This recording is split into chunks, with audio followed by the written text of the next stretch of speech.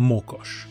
Slovanska boginja, ki v rokah drži usodo vseh žensk, je edina, ki je uspela osvojiti srce gromovnika Peruna. A kaj jo dela tako posebno? Je več kot le žena vladarja bogov. Je zaščitnica žensk in domačih opravil. Njena področja so ovčarstvo, preja in tkanje, obenem pa ima moč nad vsem, kar raste in se rojeva. Poljedelcem, živinorejcem in parom, ki skušajo ustvariti družino, deli blagoslove plodnosti. Je osupljivega videza, predvsem zaradi njenih neverjetno dolgih las, ki jih vselej nosi razpuščene. Dneve pogosto preživi za kolovratom, po noči pa svobodno stopa čez polja in pašnike. Petek je njen dan. Zato je bilo takrat v mnogih slovanskih kulturah prepovedano tkati, presti ali prati. Pa njeno ime? Tesno je povezano z vodo, saj namiguje na mokroto in vlažnost, zaradi česar jo imajo nekateri tudi za gospodarico vodovj. V Sloveniji tako njeno ime nosi potok Mokoš v Prekmurju, njegov odmev pa najdemo tudi v imenu močvirskega ptiča Mokuža